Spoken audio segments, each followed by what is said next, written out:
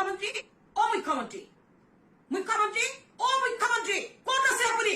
আপোনাক কৈছো হিমন্ত বিশ্ব শৰ্মা অসমৰ মুখ্যমন্ত্ৰী আপুনি, আপোনাক কৈছো শুনক, অকণমান ৰৈ কাণ পাতি মই কি কৈছো শুনক। আমি কি দেখিছো এইবোৰ? আপুনিতো কৈছিল যে মুছলমানৰ মাদ্ৰাছাত সন্ত্ৰাসবাদৰ প্ৰশিক্ষণ দিয়া হয়, মুছলমানৰ মাদ্ৰাছাত সৰু সৰু ল'ৰাবিলাকক সন্ত্ৰাসবাদী কৰিবৰ কাৰণে অস্ত্ৰ শস্ত্ৰৰ প্ৰশিক্ষণ দিয়া হয়, যুদ্ধৰ প্ৰশিক্ষণ দিয়া হয়, সেইবাবে আপুনি অসমত মাদ্ৰাছা থকাটো নিবিচাৰে। আপুনি এফালৰ পৰা বুলডোজাৰ লগাই মাদ্ৰাছাবিলাক ভাঙি গৈছিল মুখ্যমন্ত্ৰী।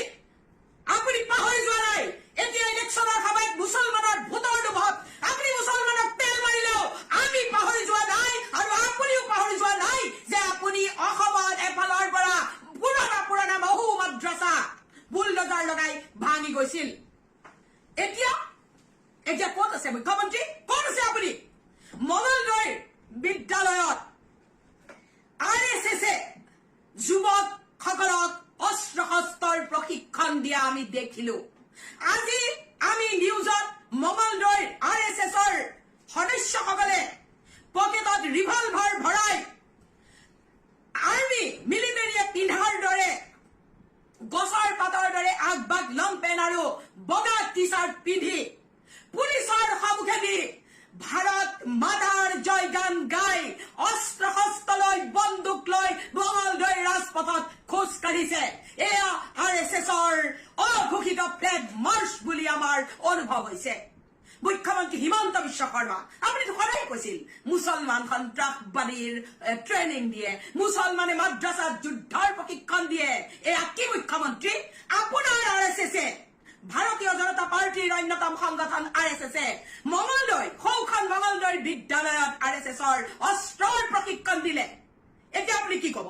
আমি কওঁ শুনক, অস্ত্ৰ শস্ত্ৰ মুকলিভাৱে প্ৰশিক্ষণ দিয়া সংগঠনক নিষিদ্ধ ঘোষণা কৰক।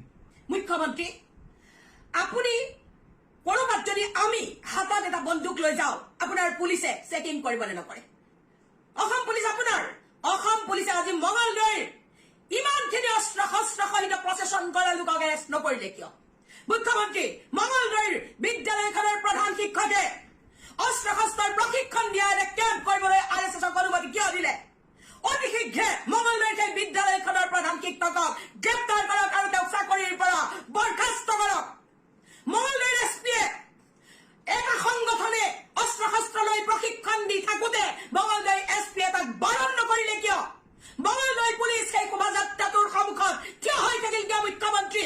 ইয়াৰ অৰ্থ কি মুখ্যমন্ত্ৰী? আপুনি লগাই দিছে যাতে RSSে অস্ত্ৰ শস্ত্ৰৰে বজ্ৰ নিনাদ কৰি ভাৰত মাতা কি জয় ধ্বনিৰে ভাৰত মাতাৰ জয় কোৱা নাই, তেওঁলোকে এচাম মানুহক ভয় ভীত খুৱাইছে, এচাম মানুহক দম দিয়াৰ চেষ্টা কৰিছে, আৰু তাৰ বাবে লোকসভাত আপোনালোকে অনৈতিক পদ্ধতিৰে জিকিব পাৰে, তাৰ বাবে আপোনালোকে প্ৰেক্টিচ কৰিছে। এই প্ৰেক্টিচ বন্ধ কৰক মুখ্যমন্ত্ৰী। RSSক অস্ত্ৰ মুকলি কৰি লৈ ফুৰা RSSক নিষিদ্ধ ঘোষণা কৰক, নহলে কিন্তু অসম মণিপুৰ সহ্য দিবলৈ বেছি সময় নালাগিব। মুখ্যমন্ত্ৰী আপোনাৰ এই চৰণত আমি বহুত সাম্প্ৰদায়িক সংঘৰ্ষৰ উমান পাইছো।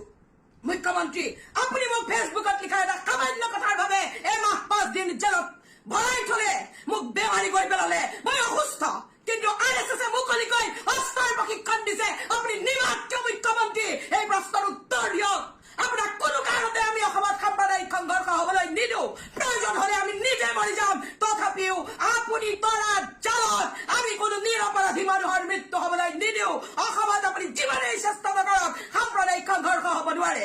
অসমৰ ৰাইজলৈ আহ্বান, RSSৰ এই প্ৰশিক্ষণৰ বিৰুদ্ধে আপোনালোকে মুকলিকৈ প্ৰতিবাদ কৰক, নহলে সম্প্ৰীতিৰ অসমত শ্বহীদৰ শাৰী শাৰী লাইন লাগিবলৈ বেছি সময় নাথাকিব।